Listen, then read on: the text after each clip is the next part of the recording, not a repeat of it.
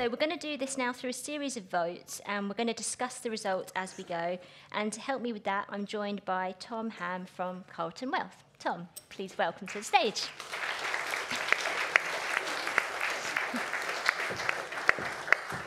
You are rocking your special skill. Yeah, I've not got my posh one on though. I'm close. You've got a posh one, haven't you? Well, that was the posh one I wore in London, but I'm too fat for it now. Oh. I don't know what to do with that. All right, I'm just going to move on. I'm going to move on. Right. No, you're not too fat for it, is what I should have said. Is that right? It's fine. It's physics. It's not a problem. Yeah, he is. Is that you, Kay, heckling from the side? Right, let's move on before I lose control. Right. So we're going to go through a series of votes now. We're going to be quite pacey with this, and Tom's going to kind of help me kind of co-host as we go through. So we want you to build your inventory on this poll. So you're hopefully familiar with the sort of poll set up now, but you need to just go back into your phone and access that. So the question we're asking is, where do you get help on deciding the best tech for your business? So the answers are A, my team, B, external compliance or support service, C, ratings, D, peer review, E, due diligence software. In this imaginary game of mine, I give bonus points for analyzer, just so you know. F, specialist technology consultancy, or G, I don't need no help. Right, so please vote now in the room and at home. And while we're waiting for the result, Tom, where do you kind of see yourself in this scale in terms of where are you getting your help from? So I think a lot of us was for peer review. So we've gone through, well, peer review and my team. So when I really enjoyed the interaction with Jenny and Nicola there, when Jenny said, Nicola doesn't know this yet, but... And there's our office manager sat at the back of the room, and she sits next to me in the office, and I'll turn around and do very similar things and sort of go, what about if we did this? And there's a, oh God. And a lot of the time it's just a sense check. And then we go to, there's some very good Facebook and other social media groups where you can access a lot of advisor knowledge and set up polls and ask questions. Okay. Because we've had a lot of experience. We've dealt with technology consultants in the past, and the view that they've given us hasn't necessarily reflected reality. So I always care about other people, like the people in the room and their view. Okay, brilliant. So how's that shaping out then? Oh, look, it's like you've got Steve's telepathy skills. Right, so peer review is coming out quite high, over 50% of the portion of the vote. My team is edging up. It looks like kind of peer review might be edging it. And I suppose that's a kind of, you trust people who are kind of working in similar businesses. Yeah. You trust people that have kind of been through this experience before, which is kind of hopefully helpful from lessons for today absolutely. as well. I think there is genuinely a disconnect sometimes between the consultancy view, and we've seen it, and the actual reality. So yeah, I think I'd 100% agree with that. Okay, brilliant. Right, so next question then. I will try and get it to come up on the screen. Right, so dodge the bullets. Do you want to give this one a go, Tom? Okay, so which is harder, choosing tech and getting it to work, or having the right people to get the most out of it? Please vote now. Yeah. So the options are, of those votes, tech or people. It's quite obvious, that one. Yeah. And for you, what's the situation there? It's people. I think it's really difficult. I mean, I think everybody who's scaling a business can probably relate to the fact that, it's really hard to get good people at the moment. We're really fortunate. I've got to say this because most of them are in the building. We've got a great team in our business. Hopefully you would say that. Anyway. I would say that even if they weren't here. But no, we've got a great team, but it's been took time to assemble that team. And the tech bit you can change really easily, but if you make an error on the people, that's much more difficult and disruptive and hurtful for the people that perhaps it wasn't right for. Okay. So we'll see if I'm wrong. Okay. Need some kind of like amazing hold music or something. Yeah, no, it's kind of one of those things actually. So kind of when we were drafting these questions, I was kind of framing them in the context of choose your tech, this and that, this and that. And a lot of the feedback that I got through kind of conversations with people was we need to talk about people. We need to talk about the team and the role they play on this. So let's see. It looks like getting the right people and getting the most out of your tech. Yeah, is a people thing. Yeah, if you've got the right people with the right attitude, you can make the tech work. If you've got amazing tech and people that aren't really interested or don't buy into the team mission and aren't coming with you on the journey, then it's just not going to work. Okay, brilliant. Okay, these votes have been fairly decisive so far, so that's good. Our next question is what if you got to replay a level? So if you think back to the nemesis that you picked out at the start of the day when Stephen Rich was standing here, how prepared are you to take on that weak point in your tech now? So that might have been your platform, your practice management system, or any other tool you've got. So A, bring it on. B, more skill points needed. Or C, the road ahead is still scary. Tom, what do you think about this one? So I reckon the vote's going to be B. I think that people are even after today and I, all the even knowledge after today, we've I think it's going to be B. But we're in the process of changing our back office and ripping up a lot of things and starting again. So we're definitely in the A camp. Yeah. But I think we'll be the outlier there. And what's the kind of driver for that in ripping things up and starting again? Because we just didn't feel.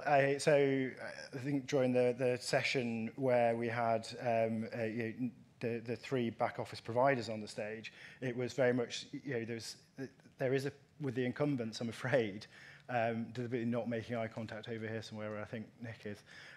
There's an element of. I'm sorry, but it does feel a bit like there's an element of this is best practice. You will do the best practice, and actually we want to do it our way. And so we're a growing business. We want to do it our way. So we've chosen to build something in collaboration with a startup. Oh, there you go. So more skill points needed is getting about 64% of the vote. Some people are feeling more kind of confident in terms of the bring it on, and some people are like, the road ahead is still scary. Well, I can understand it because it's really shit scary. Mm-hmm. It's because you think of you've got the care of all these clients, and it's our responsibility to give them the best experience with the financial planning and maintain the trust with them. And if they log in and see something that's not representative, or they see an odd value, I mean, we had a problem with our current back office with double counting, and a guy rang me up and said, "Look, my portfolio is not really 4 million quid, is it?" And I was just like, "I'm really sorry to say, it's absolutely not." And, how much was it supposed to be? Well, it was supposed to be half of that. But the back office had double counted the wrap and the sub-plans, it was, and that sort of shakes the confidence a little bit. And I suppose, like Jenny and Nicola were saying, it's that thing of if you've chosen a system and you're locked into that system, it's fundamental to your business for 2 years unless you want to do, I think it was Sam did, and pay to get away, basically. Okay, interesting. Right, next question. We've only got a couple more of these. So save our progress. So this is the name of the game for today. So where do you think you want to save your progress of all the kind of options that are here today? So you've got platforms, retirement income providers, practice management systems, investment management, risk management, and cash flow tools. So I think this might be one where you can choose more than one option. But where do you see, in terms of areas of the market, are the places where progress has been made?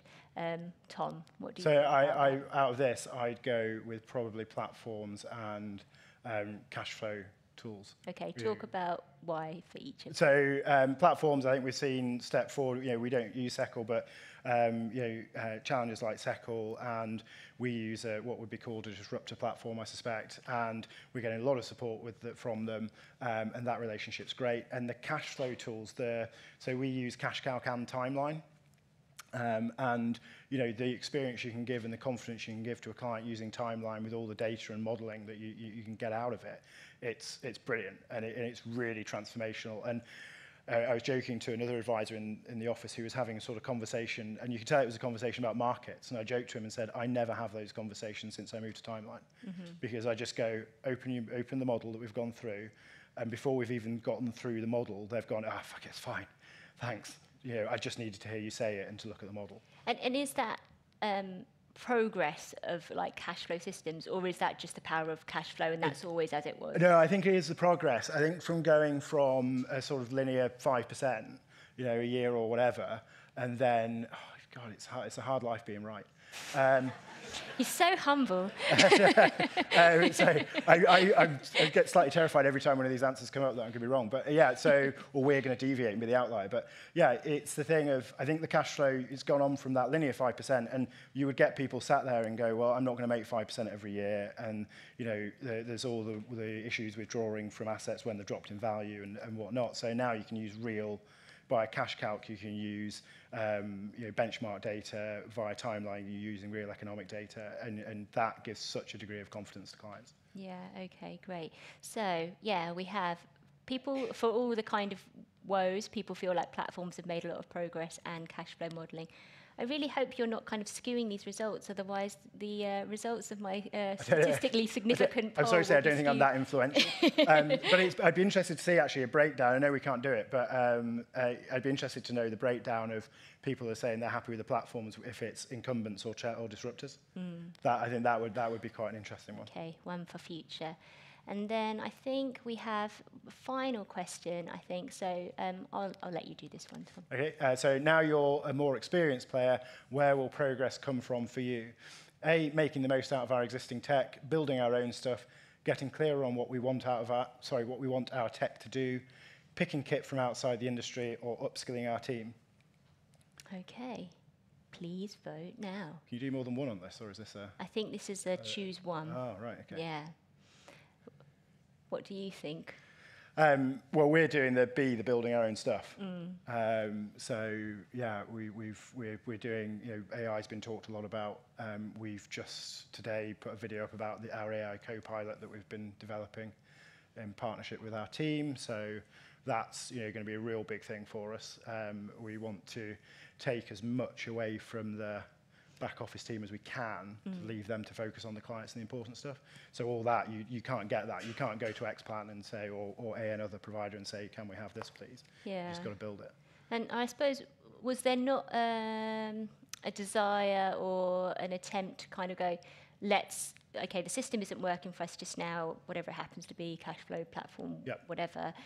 Let's try and wring some value out of it and wrestle it into submission rather than kind of jumping to, fuck it, I'm going to build my own. Are you accusing me of making a knee-jerk reaction to that? No, I'm shocked. Maybe. It's almost like you know me. No, we did have with all the systems we've gone through, a lot of it was problem with support. And we did a lot of work with Jigsaw Tree, and but to me, it's ridiculous that we're, as much as I enjoy working with Chris, it's ridiculous that we have to pay a third-party provider to give us the support to get the fucking back office system to work that we're paying thousands of pounds a year for. Sorry, I think it's just a bit crap. So after we'd gone through that journey, we said, well, actually, we'll quote you, fuck it, we'll build our own. It's a magical combination of us two. Suddenly it's the end of the day and we start ladling the session with expletives. For anyone that can't see him, Mark all of a sudden is quite animated, so I'm not going to make eye contact. So I think you finally lost a poll. Hooray. Yeah. So save your progress. Now you're a more experienced Now you're a more experienced player. Where will progress come from for you? So the conclusion is getting clearer on what we want our tech to do is actually the kind of standout response. And that's quite interesting, actually, because perhaps people might not have started that at the beginning of the day, but through this might have decided to go, actually, it's the purpose thing that I'm trying to do. Exactly. It's the solution. It's not the shiny magpie that Chris talked about. And there will be people and practices that can wring the value out of their tech that they need. It's just, I think we're trying to do something that's a bit different and we expect a bit more, and so the answer just became build it. Okay, great. So, I mean, so that's all our polls. Thank you very much for playing along. We'll just sit for a minute or two. Is there anything, you're not allowed to say nothing, but is there anything that you think you've kind of learned, or nuggets that you've gleaned, or things that you didn't know, or all of that kind of thing? Do you know, I'm really thrilled that it feels a bit lonely sometimes running a business, even though we've got a great team. I'm a bit thrilled to hear that we're having the same problems and the same issues. Jenny and Nicola, a lot of the stuff that you spoke about. I think it was Marie earlier on was talking about, the thing of AI is not going to solve everything, tech's not going to solve everything. There's still people at the end of it, and there's a people-to-people relationship. And I think that's extremely important. And the tech stuff that we're doing is all about enhancing that relationship and taking the boring stuff away, so you can just concentrate on the client. And you can just concentrate on that really important bit. So it was actually a lovely, reassuring day for me to know that we're not going off on some lunatic quest. I want to sing like You're Not Alone or something. We need Victor Sax for that, don't we? Do we have any questions from the floor, or any questions from the app, or from you guys who are still joining at home? Let me see if I can find out. Wave at me if you do have a question. Don't think so. I think that's it then. Keith. Oh, Keith has a question. Okay, go on, Keith.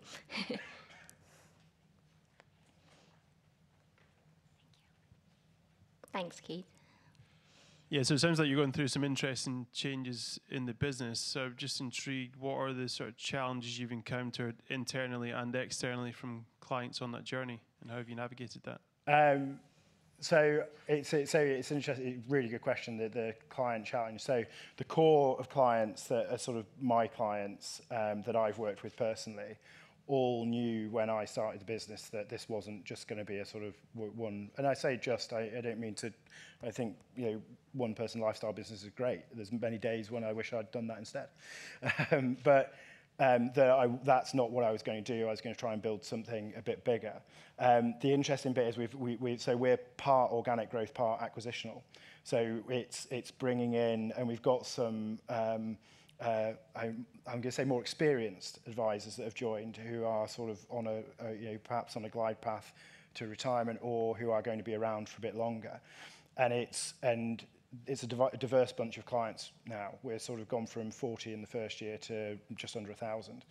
So it's getting the consistency across the business. So the support team are absolutely all aligned with, this is our mission, this is how we're going to do things.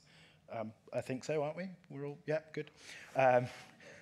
And then, but it's the interesting is the other advisors, and this is not a criticism of them at all, but they've all worked in various, some of them run their own businesses, etc. So, and their clients have been used to their way of doing things. So actually, it's about bringing all those different clients that have had different advice experiences together and saying, look, this is the future. This is how we're going to add value, and that's so the messaging. Is going to be really difficult around that, I think, and it's, yeah. So those are, I think, the main client challenge. Lovely, thank you for that, Keith. Right, I think we're going to call it there. So please thank my very able co-host Tom Ham. Thanks very much.